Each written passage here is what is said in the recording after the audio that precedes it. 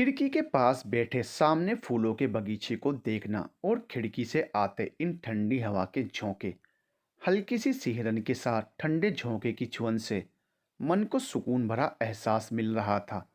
बस ऐसे ही बैठे कुछ याद आने लगा और चेहरे पर एक मुस्कान फैल गई। आज सोमवार है ना, आज ही के दिन पहली बार मैं उससे मिली थी। लोग कहते हैं कि पहला प्यार कभी नहीं भूलता। मैं जानती हूँ कि यह सच है। कितने साल बीत गए पर मुझे अब भी याद है उस दिन मैंने क्या पहना था, उसने क्या पहना था, कैसे मेरी स्कूटी में पेट्रोल नहीं था, कैसे मैं उसे धकेलकर पेट्रोल पंप तक ले जा रही थी, हम कहाँ किस दुकान के सामने खड़े थे और कैसे मैं चौकन्ने जासूस की तरह उससे बात करते हुए पैनी आंखों से यह भी देख रही थी कौन हमें खिड़कियों से छज्जों से देख रहा है, गॉसिप किस घर से शुरू होगी। तब आज की तरह थोड़े ही था। सारे छोटे छोटे शहरों की तरह हमारे शहर के भी कंजर्वेटिव परिवार के लड़कियों के बॉयफ्रेंड नहीं होते थे। घर में पापा, भाई और स्कूल में टीचर, बस यही हमारी ज़िंदगी के मुख्य मेल किरदार होते थे। और भाई अगर मेरे भाई की तरह हट्टा कट्टा और ओवर प्रोटेक्टिव निकला तो बस शुक्र है उस दिन भैया नानी के यहाँ गए थे। मम्मी ने मामा जी के पास भेजा था भाई दूज का टीका लेकर। सब याद है मुझे एक एक चीज़। उस दिन की सर्दी की दोपहर, ऊन के दस्तानों में भी ठिठुरते हुए मेरे हाथों में वो सिहरन, और जब मैंने उससे पहली बार बात की तो सारी आबादी जिसमें मेरा मोहल्ला लिपटा हुआ था मानो जिद पर अड़ा हुआ था। फेरी वाला कोई सुने या ना सुने, फिर भी कवियों की तरह उतारू है कि पूरी कविता सुनाकर ही मानेगा। दूध वाला दूध का खाली कैन लेकर चरचर करते अपनी साइकिल पर पास से ही गुजरता हुआ। कहीं दूर घर में एक खिड़की से किसी नाराज माँ की आवाज़, बिट्टू तुमने अभी तक नहीं नहाया गंदे कहीं के। स्कूल से लौटते हुए बच्चों की खुसुर फुसुर, अपने में ही किसी चुटकुलों पर जोर से हंसने की आवाज़। और इन सब के बीच, इन सब आवाज़ों के कोलाहल में, वह एक आवाज़ जो मेरी ज़िंदगी का रुख बदलने वाली थी। मैं आपका दोस्त बनना चाहता हूँ। यूनिवर्सिटी में आशिक मिजाज लड़के थे, पर शायद मेरे भाई का खौफ और मेरा पढ़ाकू स्वभाव से कभी किसी कमबख्त की कुछ कहने की हिम्मत ही नहीं हुई। मेरी सब सहेलियां जाने क्या धीरे धीरे बात करके खिलखिलाती रहती और मैं पूछती तो कहती तुम्हारे लायक बात नहीं है। कसम से बड़ी बेइज्जती भी लगती थी कभी कभी। मैं अपनी साधारण लेकिन खुश दुनिया में मस्त जी रही थी कि एक दिन अचानक साइकिल पर आते एक लड़के ने मेरा रास्ता रोक कर कहा, हाय मेरा नाम शिव है, इसी कॉलोनी में रहता हूँ। अभी अभी हम लोग बाहर से यहाँ मूव किए हैं। आपके शहर में अकेला हूँ, मेरा कोई दोस्त नहीं है। मैं आपका दोस्त बनना चाहता हूँ। बेशर्मी, बेबाकी, मासूमियत, ईमानदारी, बदतमीज़ी, आप ही बताइए क्या कहूँ मैं इसे। जैसे उसे मुझे देखने के लिए, बात करने के लिए, बीच सड़क में मेरा रास्ता रोकने के लिए मेरी इजाज़त की ज़रूरत ही नहीं थी। एक अनजान लड़का एक सेकंड में मेरे ऊपर इतने अधिकार से बोल रहा था। उसका नाम शिव और मेरा नाम शिवांगी। अजीब इत्तेफाक था ना। मुझसे उम्र में 2-3 साल छोटा लग रहा था। मैंने कहा, आप अपनी किसी हम उम्र से दोस्ती क्यों नहीं कर लेते। मेरी इस बात पर उसने पलटकर हंसते हुए कहा, अच्छा मुझे तो पता ही नहीं था कि आपके पोते पोतियाँ भी हैं। मैंने भी तल्खी से कहा, जी आपके कंपैरिजन में ज़रूर मैं आपकी दादी हूँ। मैं यूनिवर्सिटी में पढ़ती हूँ, मास्टर्स ज्वाइन किया है अभी अभी। वह कुछ नहीं बोला तो फिर मैंने कहा, वह पिंकी है ना, आपके घर के सामने रहती है, उससे दोस्ती कर लीजिए ना, आपकी हम उम्र भी है। मैं बात कर लेती हूँ उससे। शिव बोला, देखिए आपको दोस्ती नहीं करनी है तो साफ बोलिए। यह उम्र के बहाने और दूसरों से मैच मेकिंग करने का आइडिया रहने दीजिए। मैं जानता हूँ पिंकी को मुझे इंटेलिजेंट लड़कियाँ पसंद है। ज़रूरी नहीं कि खूबसूरती और काबिलियत दोनों हों, लेकिन मुझे लगता है कि यह दोनों चीज़ें आप में बखूबी हैं। तारीफ़ मुझ पर हमेशा काम कर जाती है। लेकिन मैंने दिल कड़ा किया और कहा, मैं दोस्ती नहीं कर सकती। मेरे भाई लड़के लड़कियों की दोस्ती में विश्वास नहीं करते और मेरे पास इन सब के लिए वक्त भी नहीं है।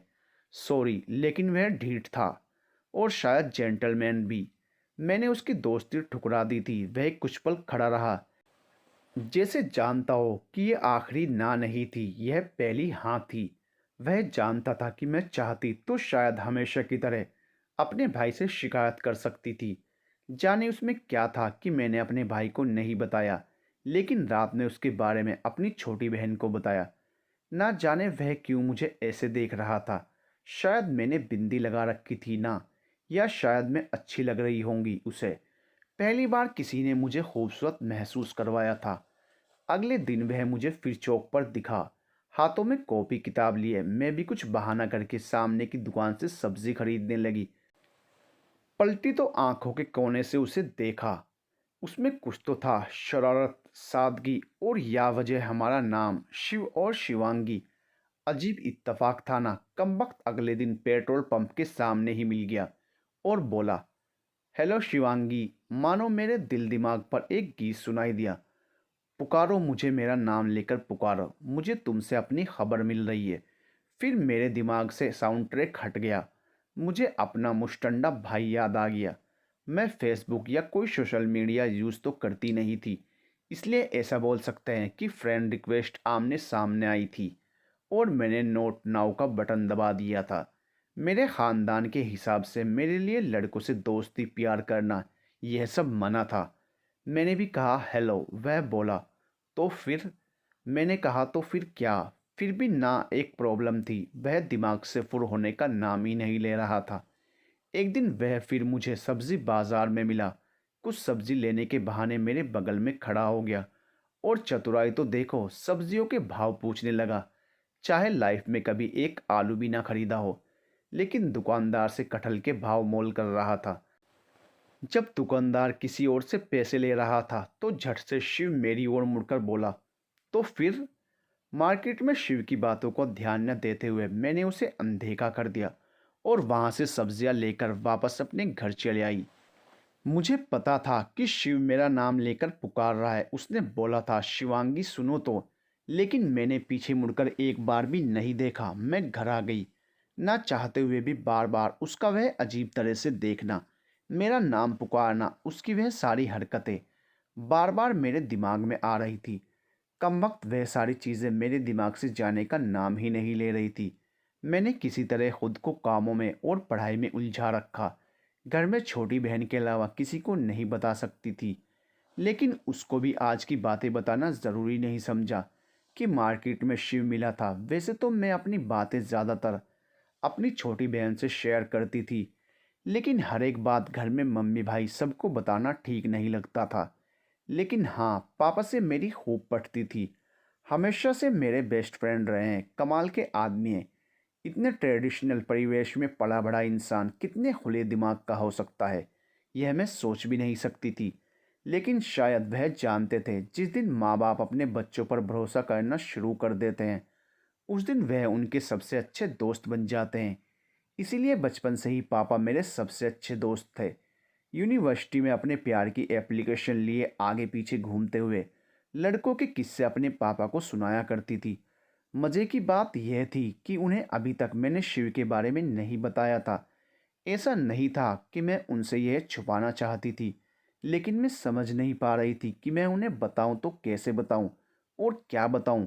कि कोई मिला, उसने प्रपोज किया, मैंने रिजेक्ट किया, फाइल क्लोज, पर यह फाइल शायद क्लोज भी नहीं हो रही थी और मैं समझ ही नहीं पा रही थी इसके कवर पर क्या लिखूं।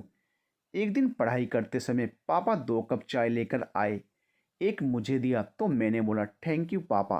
तो पापा ने थोड़ा शरारती अंदाज में बोला, बेटा दोस्तों से राज छुपाया नहीं करते। यह शिव भाई साहब वाला क्या मामला है?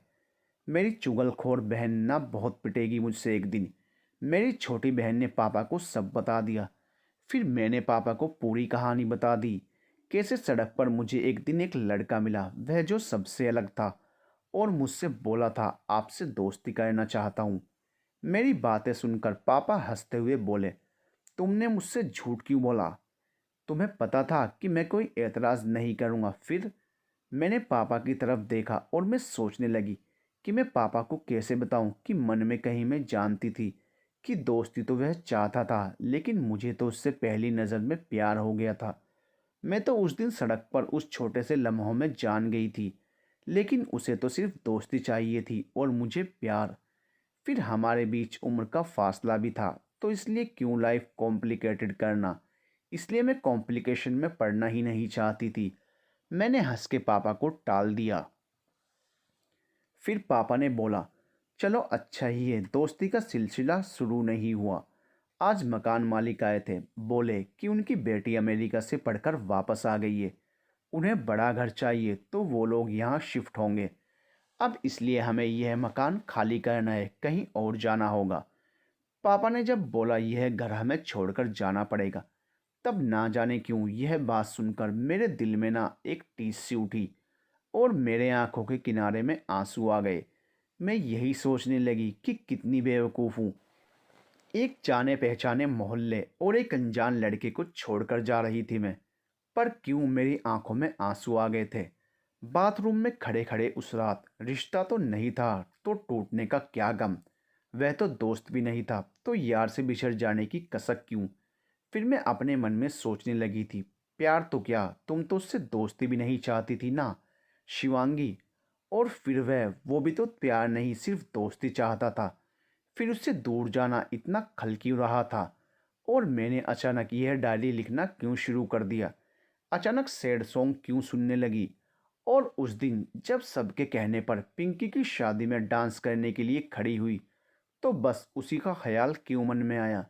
मैं अपने इन सवालों के जवाब खुद से ही जानना चाहती थी, लेकिन हर बार इन सवालों में उलझ कर रह जाती। शायद सच स्वीकार करना ही नहीं चाहती थी। पापा ने जल्दी ही किराए का नया घर ढूंढ लिया। नया घर भी खूबसूरत था। बड़ा सा बरामदा था, वहाँ उसके आगे ठीक ठाक साइज का लॉन था और मुझे पहली बार अपना अलग से कमरा भी मिलने वाला था। खुली खुली कॉलोनी में था, हर मायने में अपने मोहल्ले से अच्छा तो था। फिर भी मैं खुश क्यों नहीं थी। 2-4 बार मिला एक लड़का अचानक कितना इम्पोर्टेंट हो गया था मेरे लिए। मैं समझदारी का पुलिंदा जो हर काम सोच समझ कर करती थी। यह क्या बेवकूफ़ी कर रही थी मैं। मुझे पीएचडी करनी थी, नौकरी करनी थी, लेक्चरर बनना था। और मैं यह क्या कर रही थी मैं। और वैसे भी वो ठीक ठाक लड़का था। उसकी क्या गारंटी थी जिसे छोड़ने का गम मुझे हो रहा था। हम लड़कियां भी ना। इतना सब खुद खुद से सोचने के बाद भी लेकिन फिर भी उसका ख्याल मन से निकाल नहीं पाई। जिस दिन हमने यह घर छोड़ा उस दिन ना जाने क्यों मैं बहुत फूट फूट कर रही। पापा की भी आंखें नम थी, पर आंख में कुछ पड़ गया है यह कहकर वह चुप हो गए।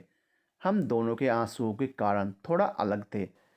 पापा जिनके लिए यह घर हमारे परिवार का हिस्सा था, 25 साल पहले उन्होंने एक छोटी सी नौकरी में एक बड़ा सा सपना देखा और यह एक बड़ा घर ले लिया था। वह घर जहां हम सबका जन्म हुआ था। पापा ने उस दिन अपनी हैसियत से कुछ ज़्यादा ही पांव फैलाकर ये घर लिया था, क्योंकि वह चाहते थे मेरी माँ को कभी कोई तकलीफ़ ना हो। घर में बरामदा हो, सुबह की धूप में कम से कम एक कप चाय बरामदे में साथ साथ पी सकें। जब घर का काम करके माँ थक जाए तो कम से कम अपने थके पैरों की इस धूप में मालिश कर सके।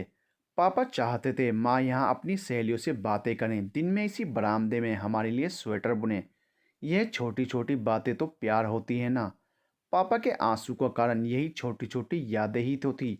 वैसे एक बात तो है, लड़कियां उसे सबसे ज़्यादा पसंद करती है जिनमें उनके पिता की छवि हो। शायद सड़क पर वो लड़का जिसने मुझसे बात की थी वह वही लड़का था जिससे शायद पहली नज़र का प्यार हो गया था मुझे।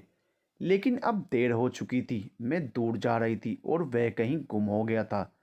फिर वह लड़का कभी दिखा नहीं। हमने वह कॉलोनी छोड़ दी थी। जब कभी उधर जाना होता तो आंखें उसे ढूंढा करती। मैं खुद को याद दिलाती उसका नाम शिव, मेरा शिवांगी। यह महज एक इत्तेफाक था, एक फिल्मी इत्तेफाक। लेकिन ज़िंदगी कोई मूवी थोड़ी है।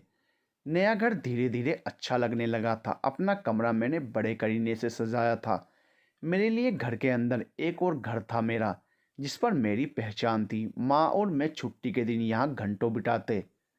कभी पापा दफ्तर से लौटते वक्त मूंगफली ले आते और सब मेरे कमरे में बैठकर गप्पे मारते और चाय पीते।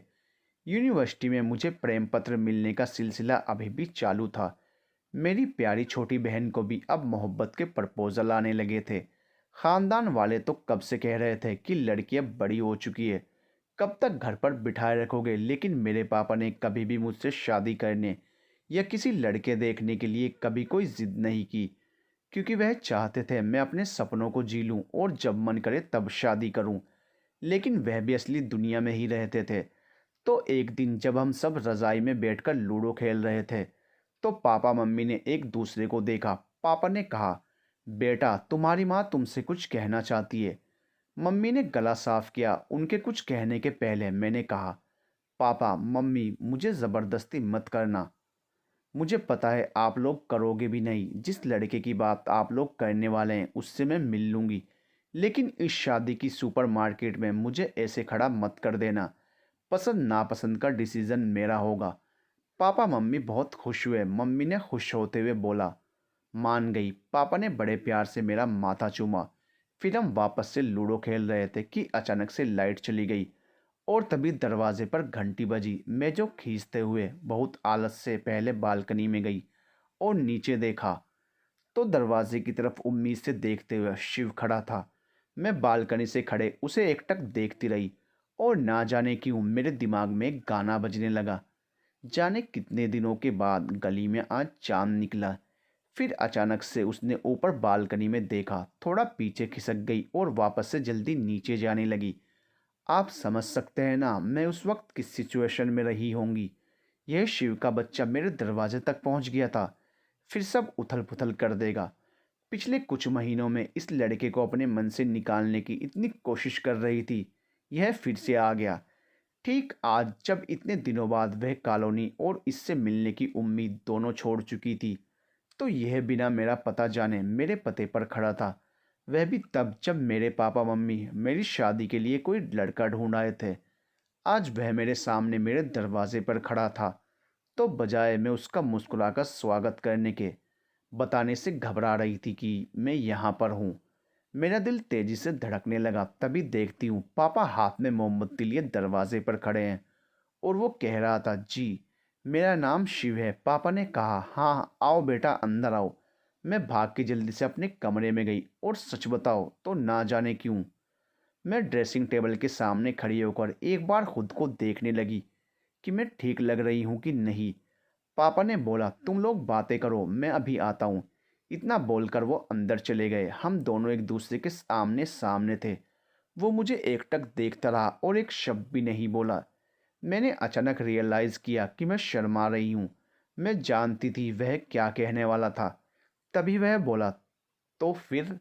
मैं मन ही मन सोचने लगी, बार बार तो फिर क्या बोलता रहता है। आखिर जो बोलना चाहता है वह बोलता क्यों नहीं। कैसा खेल खेलता रहता है। तो फिर अगर प्यार करता है तो बोलता क्यों नहीं। वैसे ही मेरी शादी के प्रपोजल आने लग गए थे। कुछ दिनों में तो मैं वैसे भी फुर होने वाली थी। उससे पहले ही बोल देना, नहीं तो बाद में अफसोस करेगा। तभी उसने बोला, वैसे मैं 30 किलोमीटर दूर से बाइक चला कर आ रहा हूँ, कम से कम पानी तो पूछ लीजिए। मैं अपनी सोच की दुनिया से बाहर आ गई। मैंने बोला, सॉरी। तब तक पापा भी ड्राइंग रूम में आ गए। पापा ने आते ही पूछा, बेटा बहुत दिन बाद आए शिवांगी से मिलने। उसने बोला, अंकल मैं शिवांगी से मिलने नहीं आया था। दरअसल मेरे पापा सोसाइटी के प्रेसिडेंट बन गए हैं, तो प्रेसिडेंट एसोसिएशन के कुछ ड्यूज़ पेंडिंग पड़े हैं, तो पापा ने कहा था कि आपसे मिलकर आपका फ़ोन नंबर ले लूं। उसकी बात सुनकर मुझे अंदर ही अंदर ना जाने क्यों बहुत बुरा लगा। उम्मीद के जिस घोड़े पर मैं सवार थी वह तो मिट्टी का निकला। मैं भी पागलों की तरह ना जाने क्या क्या सोच रही थी कि मेरे प्यार में खिंचा चला आएगा। यह कमबख्त तो पुरानी बिल के लिए आया था। मैं किचन में गई तो दिमाग एकदम सुन था। किचन से मैं पानी का गिलास लेकर आई, उसे पानी दिया और फिर बहुत फॉर्मल हो गई। मैंने बोला, शिव कैसे हो तुम? पढ़ाई ठीक चल रही है? वह कुछ कहता तब तक पापा कोई कागज़ लेकर रूम से बाहर आ गए। एक कागज़ पर उन्होंने सारी डिटेल्स लिख दी थी। वह उठ खड़ा हुआ और बोला, अंकल मैं चलता हूँ। पापा ने बोला, अरे बेटा चाय तो पी लेते। उसने बोला, नहीं काफ़ी देर हो गई है। फिर वह जाने लगा तो मैं उसे दरवाजे तक छोड़ने आई। जब वह आया था तो कितना अपना लग रहा था, जा रहा है तो कितना अजनबी लग रहा है। फिर भी मैंने उसे बोल दिया, all the best for your future, क्योंकि अब शायद मुझे मिलने की उम्मीद नहीं थी उससे। फिर अचानक वो पलटा और बोला, एक्चुअली मेरे पापा सोसाइटी के एसोसिएशन प्रेसिडेंट नहीं बने हैं और ना उन्होंने कोई डिटेल्स मांगी है। इतना कहकर वह पलटा और मस्ती में बाइक पर बैठकर चला गया। कमबख्त ये भी नहीं बोला तो फिर बस अपनी बातों में उलझा गया। रात का समय था जब मैं अपने कमरे में बेड पर लेटे हुए करवटें बदल रही थी। नींद मेरी आंखों से कोसों दूर थी। मुझे समझ में नहीं आ रहा था कि यह लड़का चाहता क्या है। मैं बस यही सोचे जा रही थी, यार यह क्यों मेरे साथ ऐसा कर रहा है, यह मुझे क्यों हार्ट अटैक देना चाह रहा था। मैं अपने आप को बड़ा सयाना समझ रही थी, लेकिन अब तो लग रहा था कि दिल के मामले में मैं एकदम फिसड्डी हूँ। पूरी रात मुझे नींद नहीं आई और सुबह भी जल्दी उठना पड़ा क्योंकि कॉलेज जाना था। मेरी पड़ोसी और अब तक बेस्ट फ्रेंड बन चुकी रश्मि, जो कि मेरी जूनियर भी थी, और रोज की तरह आज भी हम दोनों साथ कॉलेज जा रहे थे। रास्ते में मैंने उससे कहा, यार रश्मि मैं बहुत परेशान हूँ। उसने बोला, यार शिवांगी मैं भी बहुत परेशान हूँ और कल मुझे पता लग गया कि मेरी परेशानी सिर्फ तू दूर कर सकती है। मैंने उससे बोला, अब क्या हो गया? वह बोली, मुझे हुज क्रश हो गया है अपनी क्लास के एक लड़के से। 6 महीने से उससे बात करने की हिम्मत ही नहीं कर पा रही हूँ। और जानती है, कल रात मैंने उसे तेरे घर पर देखा था। मैं तुरंत समझ गई कि यह शिव के बारे में बोल रही है, क्योंकि कल रात वही आया था। मैंने मन ही मन सोचा, वाह बहुत बढ़िया, बस इसकी कमी थी। मेरी कहानी पहले से ही उलझी हुई है, इसमें बस तुम्हारी उलझन की कमी थी। मुझे ना ऐसा लग रहा था जैसे कोई दिलों की देवी पहली बार स्वेटर बुनना सीख रही हो और कंफ्यूज थी। कभी मोजा बनाने लगती तो कभी आस्तीन। कॉलेज पहुंचे नहीं कि सामने ढीठ लड़कों के देवता, अरे हमारे हीरो शिव संवे चले आ रहे थे, अपने गले में अपना तकिया कलाम टांगे। वह कुछ कहता इससे पहले ही मैंने कह दिया, तो फिर? शिव बोला, तो फिर क्या? बात हम दोनों की हो रही थी और शर्मा रही थी रश्मि। मैंने उसे कनखियों से देखा और मन ही मन सोचा, ये लो बेगानों की शादी में अब्दुल्ला दीवाना। अब एक तरफ मेरी बेस्ट फ्रेंड थी और दूसरी तरफ वह जो मेरा फ्रेंड बनने की माला जप रहा था। इतना कंफ्यूज बंदा था, शायद रश्मि के लिए एकदम ठीक था। मैं भी अचानक जिद पर आ गई। मैंने भी कहा, Shiv meet my best friend Rashmi. और रश्मि, तुम तो शिव को बहुत अच्छे से जानती हो ना। मैंने इतना बोल शिव को देखते हुए अपनी दाईं आईब्रो उठा दी। शिव ने मुझको देखते हुए कहा, हेलो रश्मि, शिवांगी जी की पुरानी आदत है, यह मेरे लिए हमेशा दोस्त ढूंढा करती हैं। और शिवांगी, मैं रश्मि को बहुत अच्छे से जानता हूँ। लास्ट ईयर एनुअल डे पर फरीदा खानम की गज़ल गाई थी इन्होंने। हिस्ट्री में थर्ड पोजीशन आई थी और मैं हिस्ट्री में 0/सन्नाटा हूँ। शायद नोट्स के लिए इनके पास ही जाना चाहिए, क्यों शिवांगी? इतना बोल उसने भी अपनी दाईं आईब्रो उठा दी। मैं तो अंदर ही अंदर कूड़ कूड़ के आधी हुई जा रही थी। मेरा मन तो किया उन दोनों का मुंह नोच लूं। रश्मि तो ऐसे शर्मा रही थी जैसे नई नवेली दुल्हन हो। उसे क्या पता, वह फूलन देवी बन के मेरे दिल पर डाका डाल रही थी। मासूमियत से रश्मि बोली, अच्छा शिवांगी, वह लड़के वाले कब आ रहे हैं तुम्हें देखने? उसकी बात सुनकर शिव मुझे अजीब नज़रों से देखने लगा और मैंने एक नज़र शिव को देखा। फिर रश्मि को बोला, मैं क्लास में जा रही हूँ, देर हो रही है मुझे। और मैं वहाँ से अपने क्लास में चली गई। शाम के समय जब मैं कॉलेज से घर पहुँची तो पापा मम्मी ड्राइंग रूम में ही बैठे हुए थे। पापा ने मुझे देखते हुए बोला, बेटा क्योंकि तुमने लड़के से मिलने के लिए हाँ कर दी थी, इसलिए हमने अग्रवाल साहब से बात थोड़ा आगे बढ़ा दी है। यह टेबल पर लिफाफे में उस लड़के की फ़ोटो रखी हुई है, जब मन करे तब देख लेना। फिर उन्होंने गला साफ किया और बोले, बेटा कोई और तो नहीं है ना जिसे तुम पसंद करती हो? मैं ज़मीन पर नीचे देख रही थी। इस सवाल का जवाब मुझे पता भी था और नहीं भी। मुझे समझ नहीं आ रहा था क्या बोलूँ।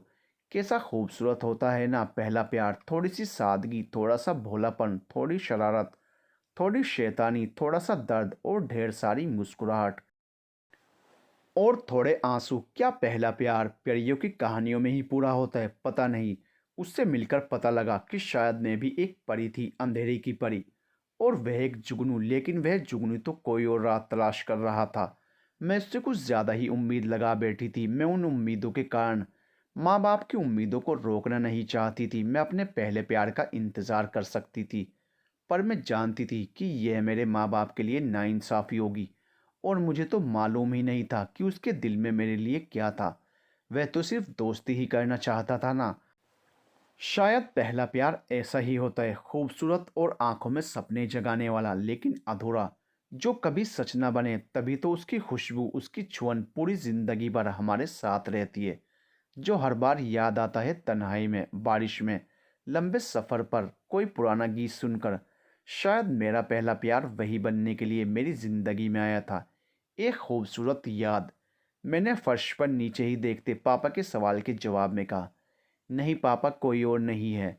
पापा और मम्मी बहुत खुश हो गए। आखिर क्यों ना होते, बेटी की शादी का ख्याल हर माँ बाप की सबसे बड़ी खुशियों में से एक होता है।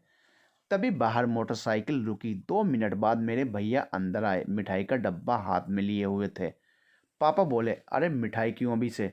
अभी शिवांगी ने लड़का देखा नहीं, पसंद भी नहीं किया, तुम तो अभी से मिठाई बांटने लगे। भैया ने कहा, अरे बच्ची है अभी ये, इसमें इतनी अकल थोड़ी ही है। मैंने धीरे से बोला, एक बार मैं, अभी मैं इतना ही बोली थी कि भैया बोले, हाँ बिल्कुल, एक बार मिल लो। मैंने बात कर ली है, वह लड़का अभी विदेश गया है, 1 महीने में वापस आएगा, तब तुम मिल लेना उससे।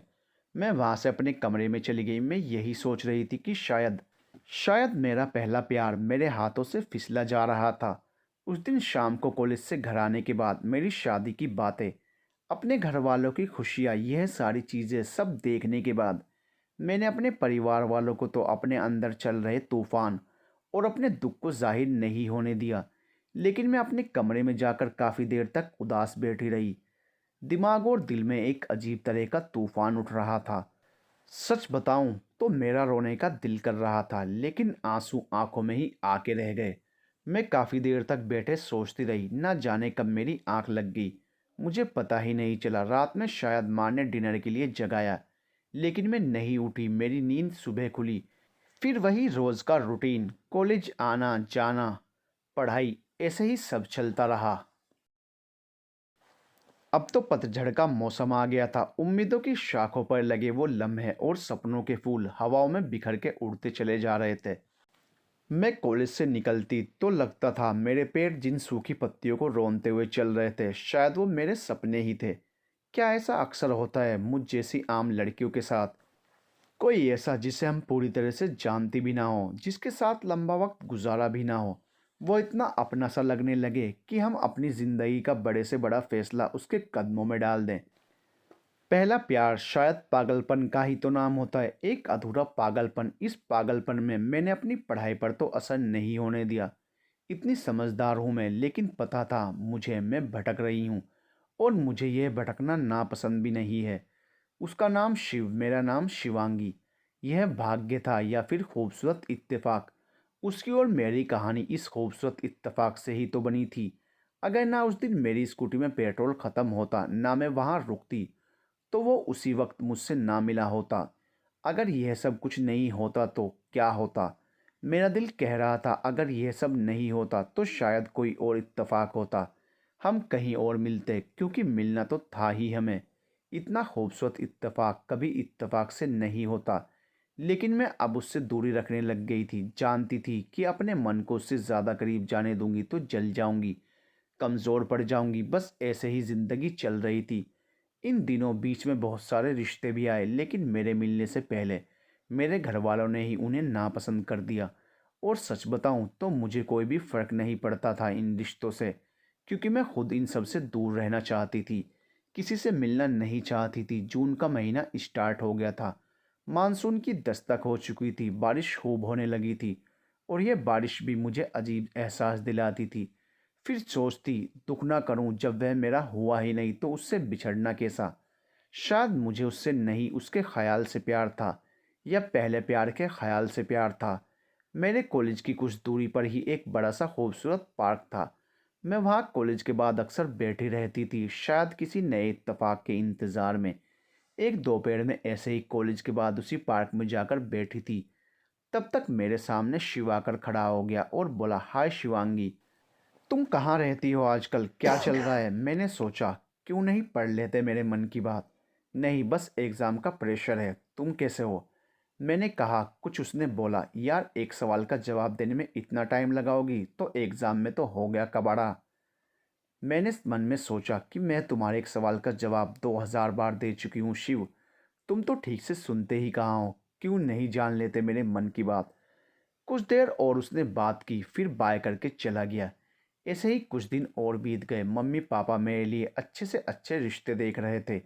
एक लड़का उन्हें और पसंद आ गया जो बैंक में नौकरी करता था। एक दिन भैया घर आए और उन्होंने बोला कि सैटरडे को तुम्हें उस लड़के से मिलना है। उसका वीकली ऑफ होता है। उसी सैटरडे को मेरे एग्ज़ाम्स ख़त्म हो रहे थे और उसके कुछ घंटों बाद मुझे ज़िंदगी की नई परीक्षा देनी थी। शनिवार आ गया बिन बुलाए मेहमान की तरह। मैं एक कॉफ़ी शॉप में पहुंच गई थी। कोशिश की थी कि मुझे उस लड़के से मिलना है तो ज़्यादा सजी धजी ना लगूं। मैंने येलो कलर का सूट सलवार पहना था। माँ ने कहा कि बिंदी और चूड़ी पहन लेना। मैंने माँ का दिल रखने के लिए वह भी कर लिया था। मैं मन ही मन सोच रही थी, क्या यह मेरी ज़िंदगी के फैसले की घड़ी है? हाँ, शायद एक हाँ मेरी ज़िंदगी बदल सकती थी। मैं गहरी सोच में डूबी थी कि तभी एक आवाज़ आई, शिवांगी। हाय। मैं विवान, वह लड़का आ गया था जिसकी फ़ोटो मैंने लिफाफे से निकाल कर देखी तक नहीं थी। वो बैठा और बातें करने लगा। देखने बोलने में अच्छा था, गुड लुकिंग था, इंटरेस्टिंग था, म्यूज़िक का शौकीन था, फिल्में देखना पसंद करता था। हर कुछ मिनट के बाद मैं खुद से एक सवाल पूछ रही थी, हाँ या ना। मुझसे मेरे बारे में उसने कुछ पूछा और कुछ अपने बारे में बताया। बैंक में एक अच्छी पोजीशन पर था, अच्छी तनख्वाह भी थी उसकी। अगर समझौता ही करना था तो शायद यह एक अच्छा समझौता लग रहा था। कौन जाने अगला लड़का कैसा हो। मेरा मन भी ना जाने किस असमंजस में पड़ा हुआ था। हाँ या ना, उसने मुझसे तभी अचानक पूछा। कॉफ़ी। वेटर ऑर्डर लेने आया तो मैं उसे तभी बता ही रही थी कि क्या चाहिए। तभी अचानक मैं ठिठक गई। मुझसे 5 मीटर दूर था वह जो मुझे चाहिए था, शिव। मैंने एक सेकंड के लिए आंखें बंद की कि कहीं सपना तो नहीं था। वहीं कुछ दूरी पर शिव बैठा था, नीली शर्ट पहने, कॉफ़ी पीता हुआ अपने किसी दोस्त से बातें कर रहा था। उसे देखते ही मेरे दिल और दिमाग ने काम करना बंद कर दिया। मैं असमंजस में पड़ चुकी थी क्योंकि मैं अपनी ज़िंदगी के उस सवाल का जवाब नहीं समझ पा रही थी, हाँ या ना। कॉफ़ी शॉप में जब मैंने शिव को देखा तो सन्न रह गई थी। मैं बहुत असमंजस में पड़ चुकी थी। मेरे सामने बैठा था वह लड़का, विवान, जिसे मेरे माँ बाप चाहते थे कि मैं शादी कर लूँ। और मुझसे कुछ दूर बैठा था शिव, वह पागल लड़का जो मुझे एक दिन बीच सड़क पर रोक के बोला था, मैं आपका दोस्त बनना चाहता हूँ, और मेरी ज़िंदगी बदल कर चला गया। मैं नहीं जानती थी कि इस कॉफ़ी शॉप से मेरा रास्ता किस ओर जाने वाला था। काश यह लम्हा इतना मुश्किल ना होता। काश मैं उससे अपने दिल की बात बताने में इतना ना हिचकिचाती। मैं उसकी हाँ की ख्वाहिश करती थी और उसकी ना से डरती थी। काश इस टेबल पर मेरे सामने विवाह नहीं शिव बैठा होता और कहता, कैसा रहा तुम्हारा दिन, थक गई हो तुम, मैं चाय ऑर्डर कर देता हूँ। मैं कॉफ़ी ऑर्डर करता हूँ, आप भी कॉफ़ी लेंगी ना? तब तक सामने से विवान ने बोला। मैंने विवान को देखा, फिर आंखों के कोने से शिव को देखा। मैंने विवान से बोला, नहीं, मैं कॉफ़ी नहीं, चाय पीना चाहती हूँ। कहते हैं ना, जब किसी से प्यार होता है तो उससे जुड़ी छोटी छोटी सैकड़ों बातें अच्छी लगने लगती हैं। चाहे वह चाय का प्याला हो, चाहे कोई गाना हो, या फिर वह चौराहा जहाँ हम कभी जाने अनजाने में मिल गए हों। विवान अपने बारे में कुछ बता रहा था और मैं सोच रही थी कि कितना अजीब होता है ना मन। अगर शिव मेरी ज़िंदगी में नहीं आया होता तो शायद मेरे सामने बैठा यह अच्छा सा लड़का मुझे अच्छा लग रहा होता। मैं बिना किसी कारण विवान में ऐब निकालने की सोच रही थी। गलती विवान की नहीं थी, गलती मेरे दिल की थी जो ढीठ शिव को दिल दे बैठी थी। तभी विवान ने कहा, मैं तुमको कुछ बताना चाहता हूँ। मैंने कहा, मैं भी कुछ कहना चाहती हूँ। विवान ने कहा, मेरे माँ बाप चाहते हैं मैं तुमसे शादी कर लूँ और तुम बहुत अच्छी लड़की हो, लेकिन मैं किसी और से प्यार करता हूँ और जिसे मैं प्यार करता हूँ वह भी बहुत अच्छी है। मुझे माफ़ कर देना, यह बात हमारे बीच ही रखना और मुझे रिजेक्ट कर देना। मेरे चेहरे पर अचानक मुस्कुराहट आ गई। उस एक पल में मुझे लगा कि हाँ, खुदा है, क्योंकि यह ठीक वही शब्द थे जो मैं विवान से कहने वाली थी। एक पल में विवान ने मेरी सारी फिक्र दूर कर दी थी। वह उठा, मुस्कुराया और चलने लगा। मैंने उसे कहा, तुम चलो, मैं अपने किसी फ्रेंड से मिलूंगी। लेकिन मेरा वह फ्रेंड जो कुछ दूर बैठा था, उसको तो मेरे वहाँ होने का पता ही नहीं था। मैं कुछ मिनट बैठी रही, सोचा शिव पलटकर देखेगा, कुछ बातें करेगा, लेकिन ऐसा कुछ नहीं हुआ। मैं उठकर जाने ही वाली थी कि अचानक से शिव पलटा और बोला, बॉयफ्रेंड? हाँ, इसीलिए तुम्हें फ्रेंड बनाने का टाइम नहीं था। मैं समझ गई थी। यह शिव तब से जान रहा था कि मैं यहाँ बैठी हूँ, लेकिन यह जानबूझकर मुझे नहीं देख रहा था। वह बोला, तुम तो बड़ी छुपी रुस्तम निकली यार, बड़ा पुराना यारा लगता है। देखने में तो अच्छा है तुम्हारा हीरो। चाय पिलाती हो या बता दूँ अंकल को जाकर? मैं हंस पड़ी। मैंने कहा, नहीं नहीं, तुम गलत समझ रहे हो, और चाय पीने के लिए तुम्हें मुझे ब्लैकमेल करने की कोई ज़रूरत नहीं है। वह बोला, लो जी, अब हम ब्लैकमेलर भी हो गए। उसने अपने साथ बैठे लड़के को बाय कहा और हम दोनों उसी टेबल पर साथ बैठ गए। वो बोला, और क्या चल रहा है? उस लड़के को शादी के लिए मिल रही थी क्या? मैंने कहा, हाँ, मम्मी पापा चाहते थे कि मैं एक बार उससे मिल लूँ, तो वही मिलने आई थी। शिव ने बोला, कैसा लगा? मैंने कहा, अच्छा, पर मैं अपने मिस्टर राइट का इंतज़ार कर रही हूँ। मैंने शिव को बोला, तुम किसका इंतज़ार कर रहे हो? शिव ने बोला, मैं तो फ़कीर टाइप का आदमी हूँ, जो भी प्यार से मिला हम उसी के हो लिए। मैं कुछ चिढ़ सी गई थी। मैंने कहा, तुम अपने दिल का ठेला लेकर गली गली घूम रहे हो क्या? तुम लड़के भी ना। शिव ने बोला, यार तुम लड़कियों की प्रॉब्लम क्या है? बात बात पर तुम लड़कों को जज क्यों करने लगती हो? तुम क्या चाहती हो हम भी तुम लड़कियों की तरह बहुत सेंसिटिव, इमोशनल और हर बात को सीरियसली लेने लगे? ज़िंदगी को इतना सीरियस क्यों लेती हो तुम लड़कियां? मैंने उससे बोला, अब कौन बात कर रहा है? अब लड़कियों को जज कौन कर रहा है, तुम या मैं? इससे पहले हम लोगों की लड़ाई हो जाती। मैंने फिर बात बदल दी। मैंने कहा, चलो छोड़ो, तुम यह बताओ तुम्हारा क्या चल रहा है आजकल? उसने कहा, कुछ नहीं, मैं मेरे इस फ्रेंड के साथ में बैठा था। हम दोनों कॉलेज की लेक्चरर कमेटी में हैं। हम कॉलेज फेस्टिवल की प्लानिंग कर रहे थे, और हाँ, डांस कंपटीशन में मैं भी भाग ले रहा हूँ। मैंने मन ही मन सोचा, मुझे अपना डांस पार्टनर बना लो ना। तब तक उसने बोला, तुम्हें पता है मेरी डांस पार्टनर कौन है? तुम्हारी बेस्ट फ्रेंड रश्मि। रश्मि जो मेरी बेस्ट फ्रेंड थी और उस लड़के के साथ डांस पार्टनर बनने जा रही थी, जिस लड़के से मैं प्यार करती थी। इसे कहते हैं चांस पर डांस मारना। माना उसे नहीं पता है मैं शिव से प्यार करती हूँ, माना कि शिव को भी नहीं पता कि मैं उससे प्यार करती हूँ, और दोनों को कुछ तो लिहाज करना चाहिए था ना मेरा। ये तो बदतमीज़ी होती है यार, दोस्त हमको बनाना चाहो और डांस पार्टनर मेरी दोस्त को बना रहे हो। उससे अच्छा मैं डांस कर लेती हूँ। मन ही मन इतना खोल खोल रहा था ना कि बस बता नहीं सकती। मैंने शिव को बाय बोल गुस्से में कॉफ़ी शॉप से बाहर निकल गई। पूरा दिन ही ख़राब था। कॉफ़ी शॉप से बाहर निकलने के बाद मेरा पूरा मूड ख़राब हो चुका था। मैं यही सोचती रही कि आज का तो पूरा दिन ही ख़राब है। गुस्से और हड़बड़ाहट में मैंने ऑटो रिक्शा वाले को एमजी रोड की जगह जीएम रोड बता दिया और अपने घर से 10 किलोमीटर दूर और पहुंच गई। फिर देखा तो पर्स में पैसे कम है। अब तो पूरा दिमाग ख़राब हो चुका था। अच्छा हुआ पर्स में अंदर मम्मी का एटीएम पड़ा था, जिससे पैसे की तो प्रॉब्लम दूर हो गई, लेकिन घर पहुंचने में काफ़ी देर हो चुकी थी। पापा, जो मुझ पर कभी गुस्सा नहीं करते थे, वह ड्राइंग रूम में गुस्से में बैठे हुए थे। मुझे देखते ही पापा ने पूछा, कहाँ थी इतनी देर तक?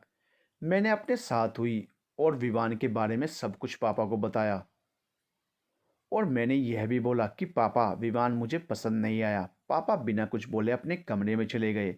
मैं भी भाग के जल्दी से अपने कमरे में चली गई। मम्मी ने मुझे रोकने की कोशिश की, लेकिन मैं बिना रुके अपने कमरे में गई और दरवाज़ा बंद कर लिया। जूते एक तरफ फेंके, बैग दूसरी तरफ फेंक दिया और तकिए से लिपटकर बेतहाशा रोने लगी।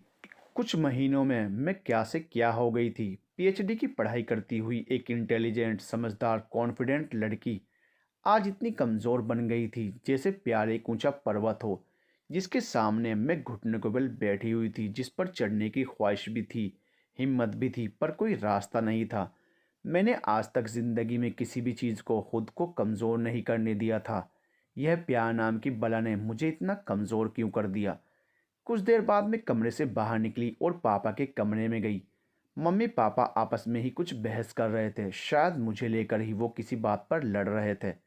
मैंने कहा, पापा, मैं कमज़ोर पढ़ रही हूँ। मैं कमज़ोर नहीं पढ़ना चाहती, मैं आगे पढ़ूंगी। मैं यूएस में होने वाले फेलोशिप के लिए अप्लाई कर रही हूँ। जब तक मैं ना चाहूँ, प्लीज़ मुझे शादी के झमेले से दूर रखिएगा आप लोग। मैंने मन ही मन शिव को भी भुलाने का फ़ैसला कर लिया था। भाड़ में जाए मोहब्बत, अगर मोहब्बत को मेरी फ़िक्र ही नहीं। तो मैं उसकी फिक्र क्यों करूं? मैं पापा से बोलकर अपने कमरे में आ गई और खिड़की के पास खड़ी हो गई। अचानक हल्की हल्की बारिश होने लगी, मानो बादलों की बूंदें आसमान का सीना चीर कर नीचे चली आ रही हों और फिर जमीन से टकराकर अपनी जान दे रही हों।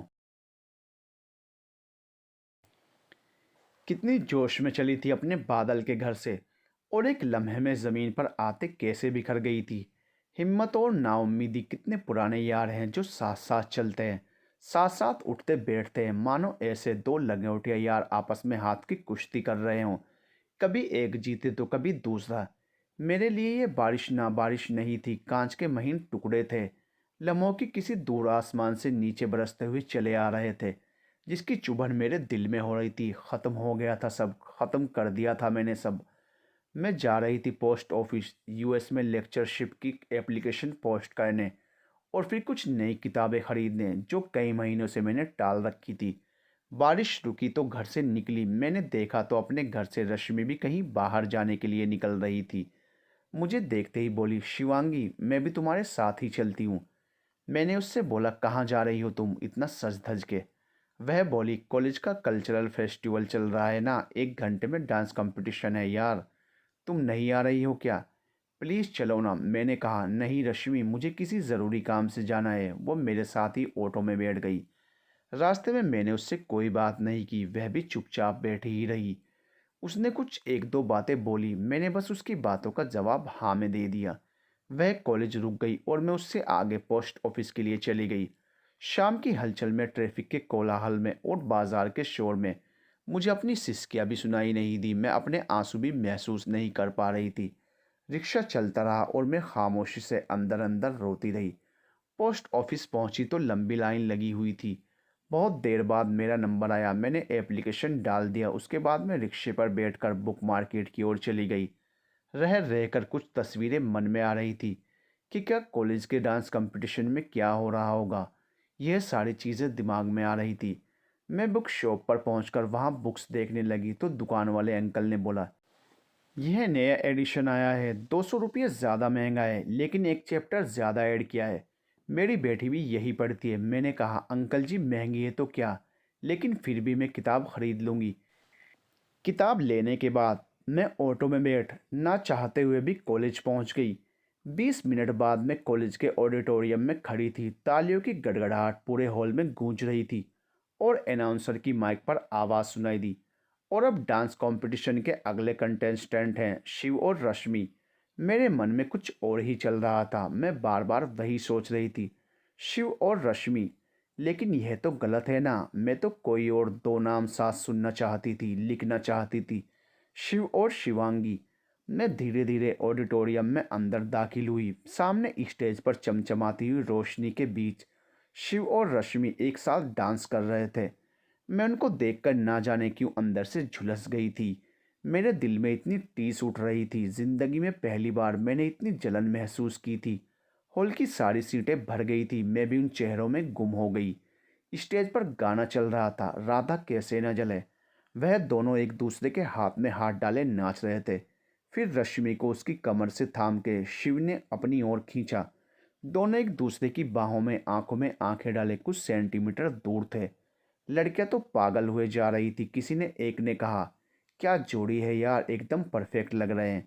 इसके आगे मैं बर्दाश्त नहीं कर सकती थी। मैं तुरंत ऑडिटोरियम से बाहर आ गई और कॉलेज के बाहर बड़े पेड़ के नीचे बने चबूतरे पर बैठ गई। इतना नाराज शायद आज तक कभी महसूस नहीं किया था। जलन भी अजीब होती है, ज़िद्दी होती है, नारद मुनि की तरह बिना कारण के आपको जलाती है। मज़ा आता है ना इसको लोगों को सताने में। काश कोई इस जलन को जला पाता। मैं बड़ी देर तक चबूतरे पर बैठी रही। गाना ख़त्म हो गया, डांस कंपटीशन भी ख़त्म हो गया और रिजल्ट भी अनाउंस हो गया। शिव और रश्मि जीत गए थे। हॉल में तालियां बज रही थी जो कि मुझे साफ सुनाई दे रहा था। यह ऐसा शोर था जो मेरे दिल की हर आवाज़ को दबाए जा रहा था। कुछ देर में रश्मि भागती हुई मेरी ओर चली आ रही थी। उसने मुझे ज़ोर से गले लगा लिया और बोला, Shivangi, I am so happy कि तू भी आ गई। मैं जानती थी तू ज़रूर आएगी। मेरी बेस्ट फ्रेंड के बिना सब खाली लग रहा था। मैंने रश्मि को सर से पांव तक देखा। मैंने उसे देखते हुए कहा, बड़ी हीरोइन लग रही हो, एक डांस कंपटीशन के लिए पूरी दुल्हन बनकर आई हो। ग्लव्स काफ़ी छोटा है ना, क्या ऐसे ही फंसाया था तुमने शिव को? रश्मि पागलों की तरह मुझे देखती रह गई। उसे समझ नहीं आया कि मुझे हुआ क्या है। मैं उसे ये क्या बोल रही हूँ। वो रोने लगी, पलटी और तेजी से चली गई। मुझे फौरन भयानक अफसोस होने लगा कि मुझे क्या हो गया था। मैं तो ऐसी नहीं थी। मैंने नज़र उठाई तो सामने शिव खड़ा था गुस्से में। शायद उसने मेरी बातें सुन ली थी। शिव को ऐसे गुस्से में देखकर मैं सकपका गई। मैं शिव से नज़र नहीं मिला पा रही थी। मुझे समझ में नहीं आ रहा था कि मैं क्या बोलूं शिव को। शिव भी बिना बोले चुपचाप वहां से चला गया।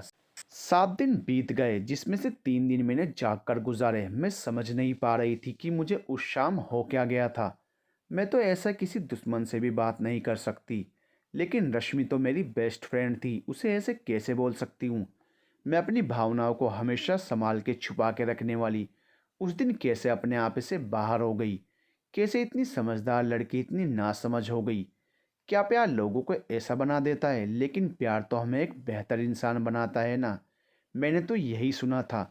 शाम को मैं रश्मि के घर गई। सच बताऊं तो मैं यही सोच रही थी कि रश्मि से नज़र कैसे मिलाऊंगी, क्या बोलूंगी उसे। लेकिन कहते हैं ना, जो अच्छे दोस्त होते हैं वह एक दूसरे को समझते हैं और माफ़ कर देते हैं। आधे घंटे बाद चाय पीते हुए रश्मि ने मुझसे सीधा सवाल किया, अगर शिव से प्यार करती हो तो उसे बता क्यों नहीं देती? मुश्किल नहीं था शायद मेरी आंखों से मेरे दिल के राज को समझ पाना। मैंने हंसते हुए कहा, नहीं यार, ऐसी कोई बात नहीं। बस उस दिन मेरा दिमाग थोड़ा सटक गया था। आई थिंक मैं भी डांस करती हूँ, तो शायद मुझे तेरी डांसिंग से थोड़ा जलन हो रही थी। आई एम सॉरी एक बार फिर से। रश्मि ने मुझे माफ़ कर दिया और मैंने खुद को अब एक और शख्स से माफ़ी मांगनी थी, शिव से। मैं शिव को इतने दिन से सामना नहीं कर पाई थी, क्योंकि मुझे पता ही नहीं था कि उस शाम के बाद से उसके मन में मेरे लिए क्या चल रहा होगा। वो मुझसे कहेगा क्या। मैं उसे खोना नहीं चाहती थी, चाहे वह जैसे भी रहे। भले मेरा दोस्त बनकर ही रहे, लेकिन मेरे आसपास रहे, मेरी ज़िंदगी में रहे। अगली सुबह मैं कॉलेज पहुंची तो शिव कॉलेज कैंटीन में मिला मुझे। वो अकेला बैठा था। मैं उसके पास गई। उसने मुझे खामोशी से देखा, कुछ बोला नहीं। कई दिनों से नाराज़गी जो थी। मैंने कहा, सॉरी शिव, रश्मि का फ़ोन आया था कल। उसने बताया था मुझे उस लेक्चरर फेस्टिवल वाले शाम तुम्हारा भेजा सटक गया था शायद। उसकी बातें सुनकर मेरी जान में जान आई। मैं हंसने लगी। वह बोला, डोंट वरी, किसी एक दिन हमारा क्या बर्ताव होता है उससे कभी किसी इंसान के बारे में अपना नज़रिया नहीं बदल लेना चाहिए। हम सबको एक दिन का पागलपन कभी ना कभी होता ही है। मुझे भी होगा, तैयार रहना उसके लिए तुम। शिव की बात सुनकर मेरा तो दिल किया आगे बढ़कर उसे ज़ोर से गले लगा लूं। मैंने खुद को संयत किया और कहा, मैं कुछ कहना चाहती हूँ शिव, क्या तुम मेरे दोस्त बनोगे? शिव मुस्कुराया और बोला, हाँ क्यों नहीं। फिर वह वापस से अपनी मस्ती वाले मूड में आ गया और बोलने लगा, आज तो मेरे भाग खुल गए शिवांगी मैडम। आगे से मुझसे दोस्ती करने के लिए पूछ रही हो। अब तक तो मेरी दोस्ती भी आपको नागवार थी। उसकी बातें सुन मैं मुस्कुराने लगी। शिव और रश्मि से माफ़ी मांगने के बाद मेरे मन का बोझ हल्का हो गया था। मैंने घर में भी अभी शादी ना करने का फैसला मम्मी पापा को बता ही दिया। जिंदगी पूरी तरह तो नहीं, लेकिन हाँ कुछ हद तक सामान्य हो गई थी और रोज़ का रूटीन भी पहले जैसा हो गया था। वही कॉलेज जाना और एग्ज़ाम की तैयारी में बिजी रहना। शिव से भी लगभग हर रोज़ कॉलेज में मुलाकात हो जाती। ऐसे ही एक शाम में अपनी बालकनी में खड़ी होकर चाय पी रही थी। तभी अचानक रश्मि मेरे पास भागती हुई आई और उसने बोला कि शिवांगी, तुझे पता है शिव हॉस्पिटल में एडमिट है, तेरे भाई ने बहुत मारा है उसे। क्या? मैं रश्मि की बातें सुनकर बहुत शॉक्ड हो गई थी। भाई ने शिव को क्यों मारा? रश्मि ने बोला कि यह तो मुझे भी नहीं पता, लेकिन हाँ शिव के एक दोस्त ने, जो कि तुम्हारा कॉमन फ्रेंड है, उसने मुझे बताया कि शिव हॉस्पिटल में एडमिट है। रश्मि की बातें सुनकर बस मैं जल्दी शिव से मिलना चाहती थी। मैं पागलों की तरह दौड़ती हुई शिव से मिलने हॉस्पिटल गई। आज तक इतनी फिक्र मुझे किसी के बारे में नहीं हुई थी। शिव की यह हालत मुझसे देखी नहीं जा रही थी। वह जिसे मैं इतना प्यार करती थी मेरे सामने मुंह पर चोट लिए इस हाल में बैठा हुआ था और मैं उसे गले भी नहीं लगा सकती थी। काश मैं उसके सीने पर थोड़ी देर सर रख पाती, उसका हाथ थाम पाती। उसे मुझसे प्यार नहीं, ना सही, लेकिन प्यार मतलबी थोड़ी होता है। मैंने शिव से पूछा, तुमने कुछ खाया? उसने बोला, कैसे खा सकता हूँ, तुम्हारे पहलवान भाई ने मेरा मुंह जो तोड़ दिया है। शिव की बात सुनकर मुझे हंसी आ गई। तकलीफ में भी सेंस ऑफ ह्यूमर नहीं खोया था इस लड़के ने। मैंने कहा, अच्छा मैं जूस लेकर आते हूँ, वैसे डॉक्टर ने क्या कहा है, कब घर जा सकते हो? उसने बोला, अरे थोड़ी देर रेस्ट कर रहा हूँ। अच्छा है, वैसे भी घर जाकर डांट ही पड़ने वाली है। मुझे ऐसे लगा कि शिव कुछ कहना चाह रहा था। वह रोज का फंटूश टाइप शिव आज नहीं था। कुछ मिनट की खामोशी के बाद उसने अपना गला साफ किया और बोला, शिवांगी, पता है आज मैं जान गया हूँ कि मन की बातें सिर्फ सोचने के लिए ही नहीं, कहने के लिए भी होती हैं। आई लव यू शिवांगी। मैंने आज तक किसी से प्यार नहीं किया, सिर्फ तुमसे किया है। आई लव यू। शिव की बातें सुनकर मुझे तो समझ ही नहीं आया कि मैं कैसे प्रतिक्रिया दूं। मेरा पहला प्यार मुझे भी प्यार करता था। मैं रो पड़ी।